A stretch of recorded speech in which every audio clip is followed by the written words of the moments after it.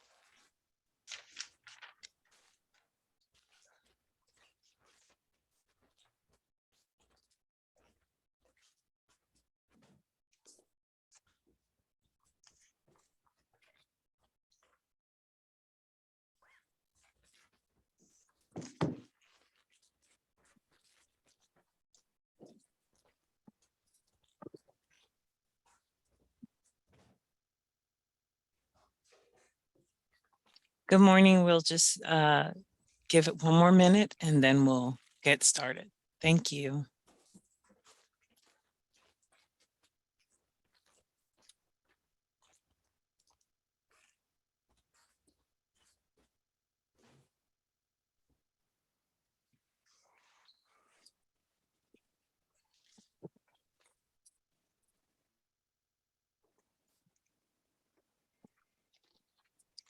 Well, good morning, everyone. Thank you for joining us. Today, the Alabama State Department of Education 21st Century team wants to thank you for attending. We just wanted to make sure that we provided you with an opportunity to ask any questions and to review the current list of frequently asked questions. Our goal today is to provide you with a quick overview of those questions and be available to answer any that you may have that we don't answer through the FAQs. Just to remind you, see if I can get this going. So the team here is Annette Scoggin is our trustee administrator. Alicia Alves and I are the current federal program specialist.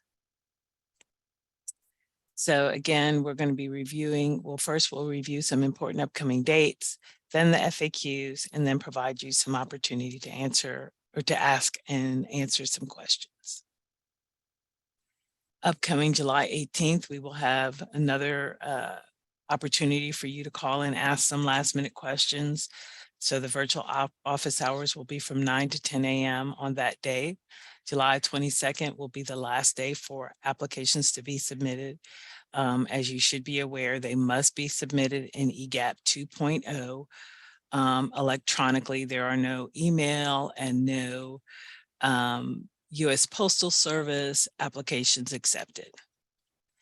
After which we'll immediately go into our peer review process, which will be from July 24th till approximately August 9th. Once that peer review process has been completed, then everything will be approved and transitioned through to the superintendent of the Department of Education. And after which we will be able to announce those who have successfully met all the requirements and have will be offered that opportunity for a grant award. Let's go ahead and get started with the FAQs. And I'm going to run through these relatively quickly, summarizing them because they will be available in our document library as well as on TPI's website. And Erica will send them out to you with her Friday notes tomorrow. So if you are already a 21st Century grantee, you'll know you'll have access to them there. I believe Annette will allow us to send these out to those of you who we have email addresses for. So all of you who have submitted a letter of intent, we can send them out to you that way and then also put them in the EGAP document library. So let's begin. First, the first is who's eligible. And it's probably an easier question is who's not eligible. But all the organizations listed here are eligible. That includes public schools, charter schools, private schools, nonprofit agencies, city or county governments, faith-based organizations, institutions of higher education, Indian tribes, tribal organizations, and for-profit corporations. So if you meet any of those requirements, you are eligible to apply for this grant. Our LEA community partnerships are a requirement of the grant. So there's two ways that this is considered. First, to make sure that you are aware that a joint application and a partnership are two different things. A joint application means both organizations are integral parts of not just the process of the application, but the implementation of the grant. So, for example, one part of the organization may be providing the academic support while another part of the organization is, or another organization is providing the enrichment or something of that sort. But that would be the joint co-applicant, and they are together throughout the entire term of the grant. So if you receive the grant for 3 years, and they are your co-applicant for the entirety of the grant. Partnerships are a little different. All organizations that are not LEAs must partner with an LEA, meaning you are working with the LEA for your needs assessment to make a determination as to what the population that you will be serving needs, being able to communicate with the classroom teachers who are teaching the students during the day. So all non-LEAs must have a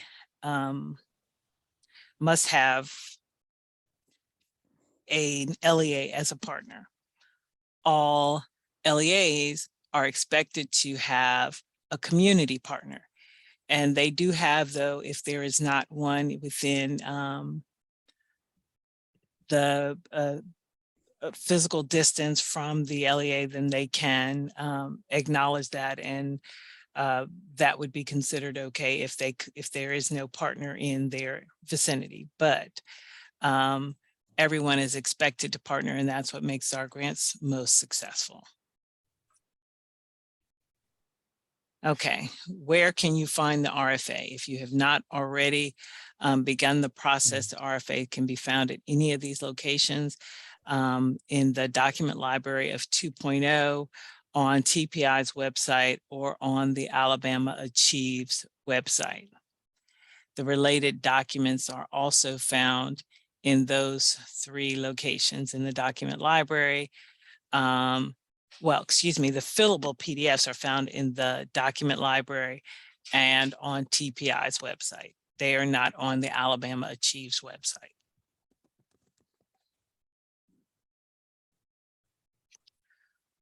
What data can be used if we do not have the free and reduced lunch forms? And this has been a question. This information is coming from the State Department, and you can use the school lunch program data from 21-22. It also lists Medicaid and TANF data, NSLP data, and data from any other poverty surveys that have been conducted by the state. And so the details of this information, of course, so that you're not trying to write it down right now, will be on the FAQs in the document library and on TPI's website. Number 6, we didn't submit a letter of intent. That's fine. You can still apply for the grant. Can a grant writer be hired? Yes, they can, but they cannot be paid out of 21st century funds, current or expected. What are the program evaluation requirements? There's a self-assessment that's included, that is required. There is an external evaluator that's required, and their midterm or mid-year and annual evaluations that are required. So all that's listed in the RFA and the operations manual. Again, the deadline to submit the grant is July 22nd at 11:59 p.m. Does the system time me out of my work? Yes, the system does time out every 60 minutes. So it's important that you save your work as you begin to input it into the EGAP 2.0 system. So please make sure that you are saving that data on a regular basis. Can we write the grant application in Word? And yes, you can. You can write it anywhere you want, but please make sure that when you are copying and pasting or trying to move that information over to EGAP 2.0, that you are careful to count your characters, to make sure there is all of the information transitions exactly the way you want it to, because there is a cap on your submission of 5,000 characters in all of the sections. Can we apply for just before school programming? No, you cannot. You can apply for a combination of before and after school, but no, before school programming by itself is not sufficient for this grant.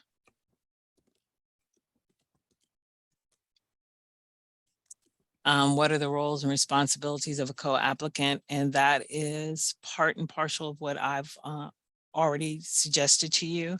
The details again will be listed listed here in the FAQs, but one of the other key pieces is the agreement between the district and the school be signed, and that all co-applicants and fiscal agents understand and agree to the fiscal to the terms and cannot be passed through or flow through for grant funds. So everyone must be an integral part. It is not just you writing the grant and utilizing someone as the money holder, but everyone is an equal partner and have clear roles and responsibilities throughout the life of the grant. Could the current superintendent or principal serve as a 21st century program director or coordinator? We highly recommend that this not be the case. At any point in time during the after school program, when a principal or superintendent is called to do other than 21st century duties, we know that it is that they will be doing that, or that they will I'm sorry, I lost my train of thought. That they will be, they will have to use their role as a principal or superintendent to address outside issues. So please make sure, please note that that is definitely not recommended. I'm going to take a quick stop here to check the chat box. And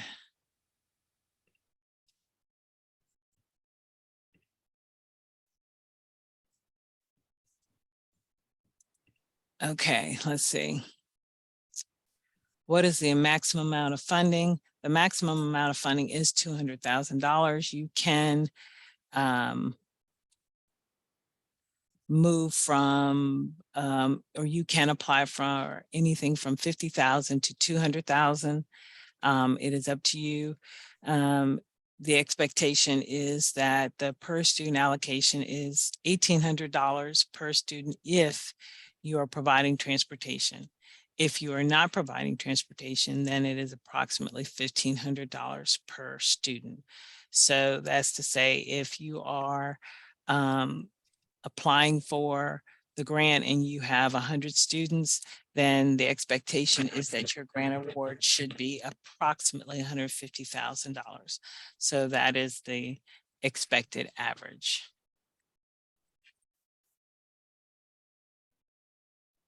Again, what does it mean to submit jointly? And that's when two or more entities apply jointly to share full responsibilities throughout the life of the grant. Can we send all school teachers to a professional development opportunity? The grant is designed for after school staff to be provided professional development. The preference is that professional development revolves around things that are related to after school, although there are obviously some things that will that are crossover, but that is the expectation. Teaching staff from the regular school day can work in the program once they sign out of their regular school day responsibilities. And of course, time and effort guidelines must be followed. Is there a recommended salary or range for staff? And that salary range should be consistent with the local LEA's salaries and benefits. Our goal is not to exceed the local salary and benefits, and many of the LEAs, which are local education agencies. That's what that abbreviation is, LEA, Local Education Agency. Most of our local education agencies have an average range, and so you should be writing your grant to be in line with those expenses for those positions. Can suspended students participate in the program during the regular school day while they are not attending regular school due to suspension? So if they are suspended from school during the regular school day, they should not be participating in an after-school program sponsored by 21st Century. Can 21st Century activities take place during the regular school day? Absolutely not. The only time the 21st Century programs only occur during out of school time. If you choose to provide services during weekends, before school, after school, when school is closed, i.e. spring break, winter break, Columbus Day, whatever those holidays may be, you can do that, but not during the school day. Can programs offer only tutoring? No, all of our programs should be offering a broad array of services, a variety of enrichments, as well as family related services. So family literacy is one of the things that is often offered. Family environmental literacy, federal reading, those type of things, but no, not just tutoring. Can a new room be built onto an existing building? Absolutely not. This is considered capital improvement, and that is not part of 21st Century funding.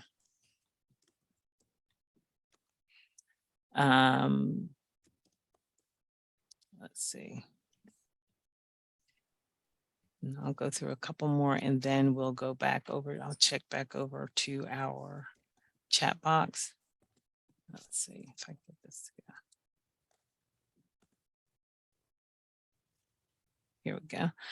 Okay, are private non-public school students eligible to participate in the 21st Century offered at the public school? Yes, any student who is zoned to a particular school is allowed to attend the 21st Century program as long as they are meeting the criteria by completing applications and so on and so forth. So yes, and part of that process when you are partnering with the local education agency, all of the local education agencies send out a private school, non-public school notice to area private schools, letting them know about the services that are available through the federal government, through that local education agency.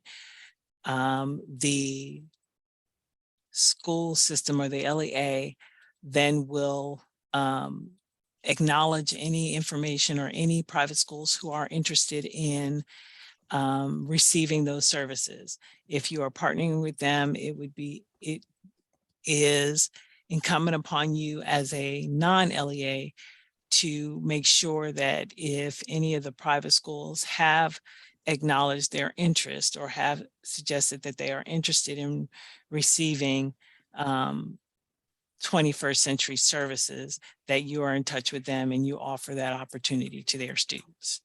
If they have not requested that service, then you are not required to seek them out. Is service learning acceptable as an activity in the 21st century program? Yes, and programs must incorporate service learning activities into their grant, and that is listed in the RFA. Let me reach over into our chat real quick and see what those questions are.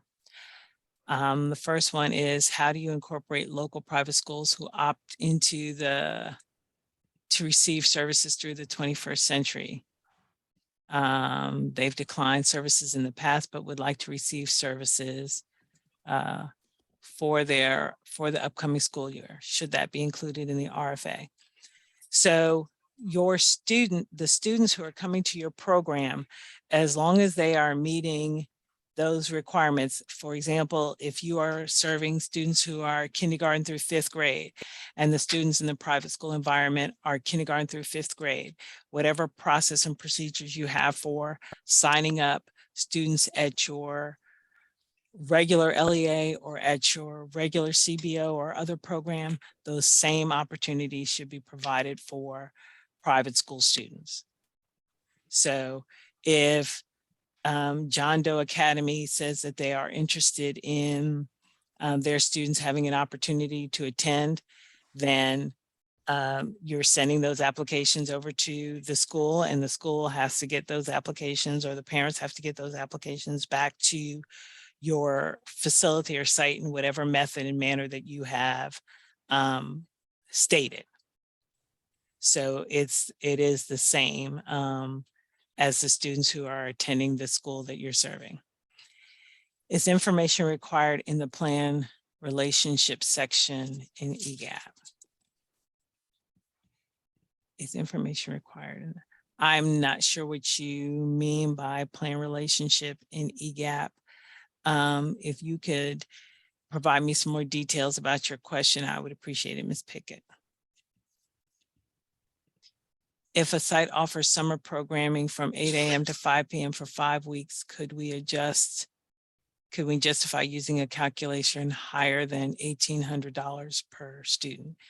So $1,800 per student is the average. If there are circumstances and situations that you believe will justify a higher cost, then make sure that you've identified those in your narrative, your budget narrative, so that that is clear. If you have transportation costs that are higher because you're a rural district, or the cost of fuel has increased, whatever that is that would justify that, please make sure you are putting that into your narrative so that it's clear to all of the peer reviewers what that might be. 2 more questions and we'll return to complete that. Indicate use of our CFO advising on common object. Okay, so it says directions indicate that the use of object code range 600 to 899 for technology. Our CFO advised this is uncommon object code for technology use. Exactly which code within this range do we use? Let me get that information clarified for you, and I will get that, we'll address that to you directly, Ms. Pickett, and put that on FAQs as necessary. And let's go back over to our PowerPoint and continue, and then we'll finish up with the chat box. Can we use grant funds to cover the expense of volunteer staff background checks? Yes, so anyone who is working with the program, of course, must have a background check. If you as an organization choose to use funding for that background check, you do have the opportunity to do that. When are award notifications expected? That is September. Yes, that should occur in September. What is included in indirect costs? Indirect costs are expenses for operating the program that cannot be readily identified to one particular person or activity. So for example, electrical costs, heating, AC, those accounting services, those types of things are considered in indirect costs. 29, can you use grant money for student scholarship, tuition, or stipends? The money cannot be used for scholarship, tuitions, or stipends. Can a 21st century program collect funds, raise funds, or charge a program fee? Alabama does not allow program income. That means raising funds, receiving funds, or raising funds on behalf of anything related to 21st century. So you cannot have fundraisers, bake sales, cookie sales. You cannot collect dues or fees from students. So that's a no with the 21st century program. You do have an opportunity to braid funds with other funding sources that would support some of the other needs of your program that are not covered by 21st century. If a district has their own bus, can you use grant funds to pay for the fuel and the bus driver? Yes, that can be listed under your transportation costs. Can transportation costs be included in the grant? Yes. Hey, Sunshine, did you find out anything on the sorry, STEM tips yes. for Atlanta? Okay, and let's go down to the rest of our questions.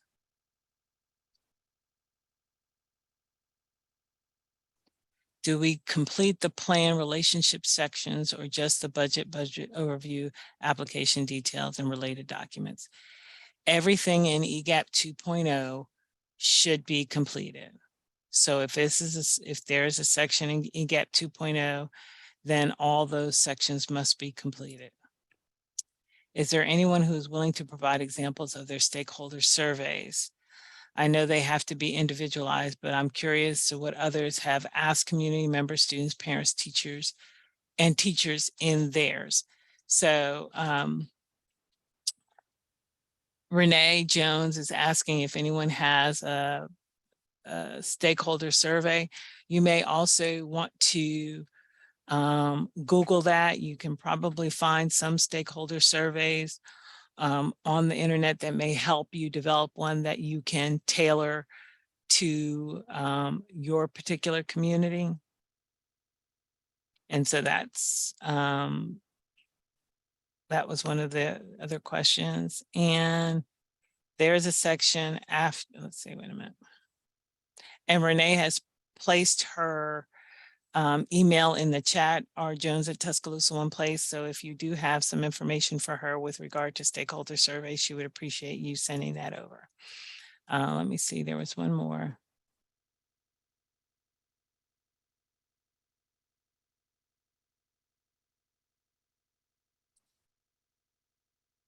There is a section after application details titled Plan Relationships. I'll have to look at it. I'm sorry, off the top of my head, I don't recall. So I'll look at that and I'll reach back out to you, Hector, and Penny with this. Okay, let me check and see. I think we have just a couple more. Okay. Can a security system such as video cameras be purchased with grant money? Yes, you can purchase video cameras, but the grant does not pay for equipment installation. So you can pay for a video camera, but we cannot pay for the installation of that camera.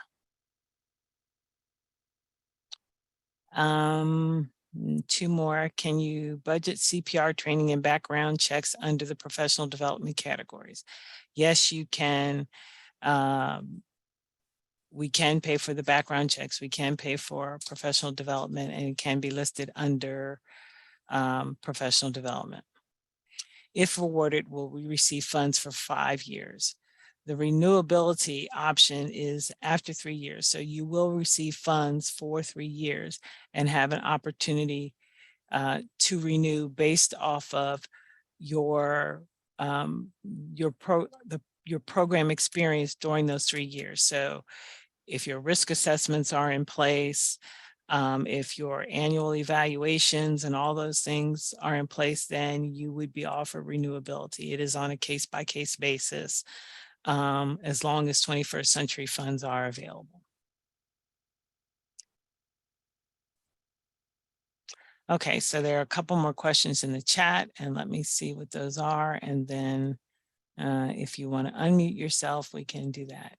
Must each site have a site coordinator and a lead teacher who cannot share sites? Does this coordinator have to work the duration of the school program each day? So, and I will, it has always been that the site coordinator is overseeing each individual site, that a program director is overseeing the program, and that can be for multiple sites, but the site coordinator, you know, based on the term site, should be responsible for what's happening at an individual site. Lead teachers are not, or should be, providing the vast majority of their services should be direct student services, which is, you know, whatever your, what's the term that I'm looking for? Whatever your administrative costs will allow in terms of your having the site coordinator versus the lead teacher, but each site should have an individual site coordinator. A program director may oversee multiple sites, but a site coordinator is responsible for that individual site. A site coordinator does have the opportunity to provide instruction as well, but primary duties would be to coordinate at the site. See what other questions we may have.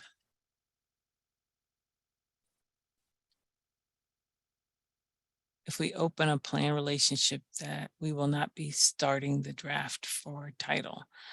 I am not sure what your question is, Hector. If you want to unmute yourself and ask that, because I'm not quite clear, but I still do need to look back at EGAP 2.0 to verify what you were speaking about. So again, I can reach back out to you and Ms. Pickett.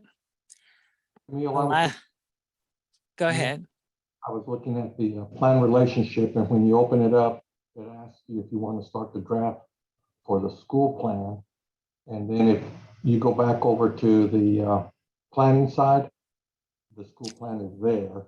So I'm just wondering. You're not going to be on the planning side. There's only one side to 21st century. There's not a funding and a planning side for 21st century.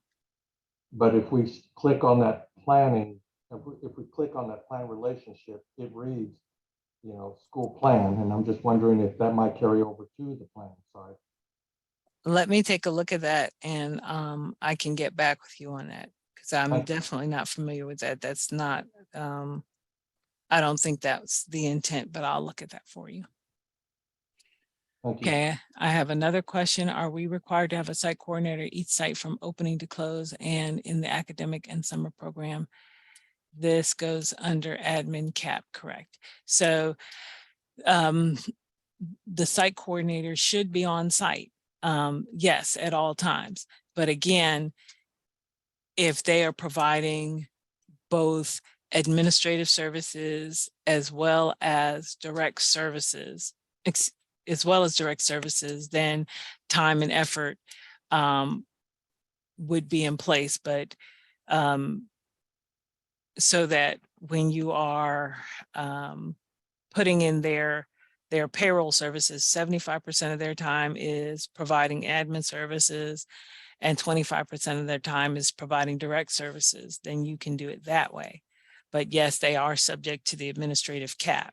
And so if 75% of their salary is under admin, then that would be obviously included in that cap.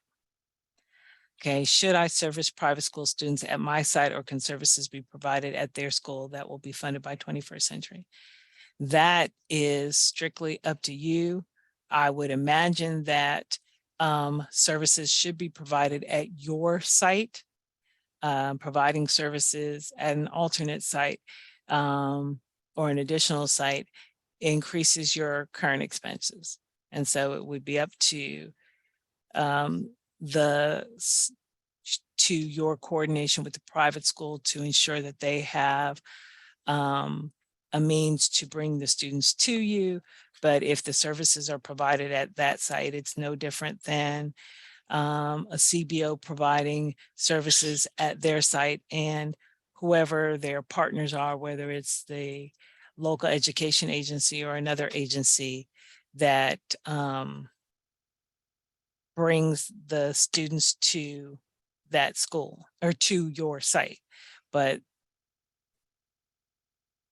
it seems to make the most sense to probably provide services at your site alone. Another question, if you add an additional site, you will have to, Erica made a point also, if you have another additional physical location, that is an additional $900 for easy report fees to be able to report that site independently. So if you are doing that, then that would be something you would need to consider.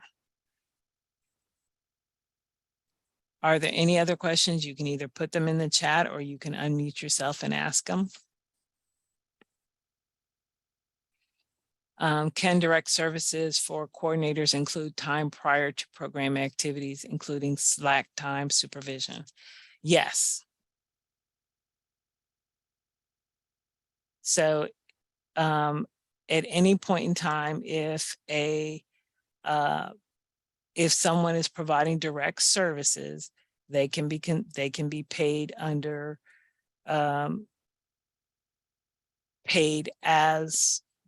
under a direct or not be included under the administrative cap. That's where I'm trying to get to. Okay.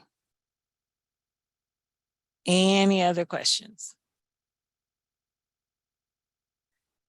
Okay, well, if there are no other questions, we wish you the best of luck in your writing. And oh, wait a minute, there's one more question. So will your evaluator also have to write 2 final evaluations if there are 2 schools? I believe if you have 2 separate sites, I'm sorry.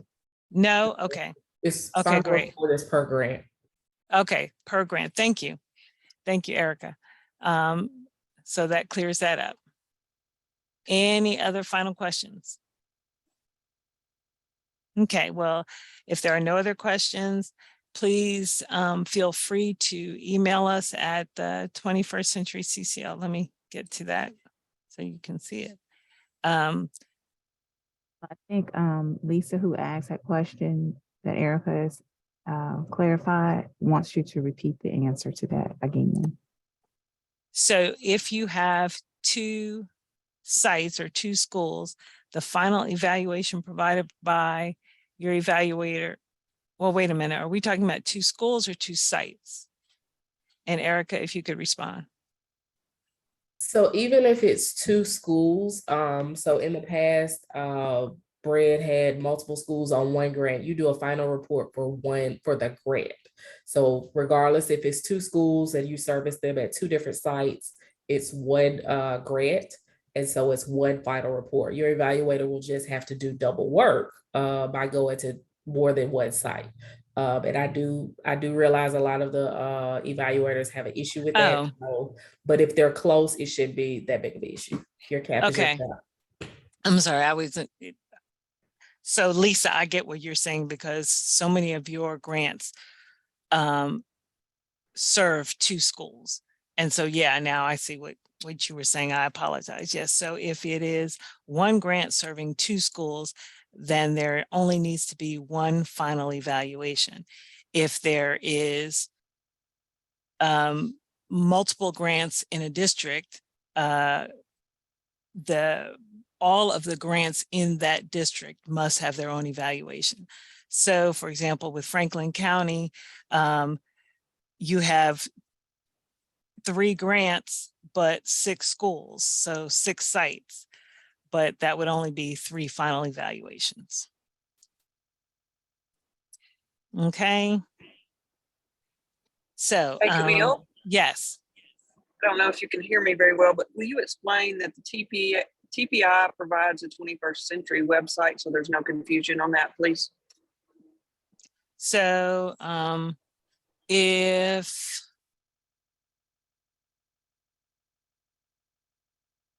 so TPI has a website where all of the information for 21st century exists. Is this the right one? Yes. And here it is. So all the information that we discussed, you can find under the 21st century tab on TPI's website, and that will allow you to access the RFA, the refillable or the fillable PDFs, and the FAQs will also be posted here. Additionally, some resources for you as you are continuing to write the grant.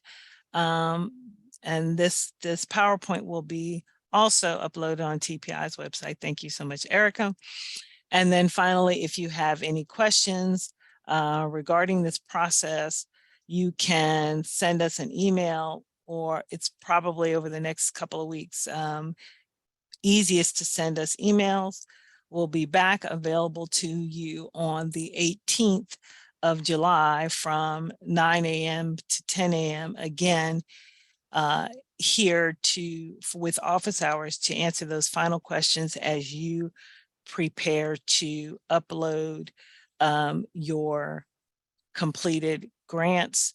Please do not wait until Friday at 11:59 because we are not going to be working at 11:59 to help you upload anything. If you have any glitches, we want to make sure that that opportunity is open, but just in case, it's better safe than sorry. So please attempt to get it in as soon as it's completed. Anything you want to add, Alicia or Annette or Erica?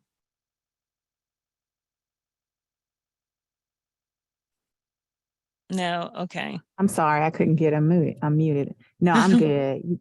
Good job, Camille. Thank you.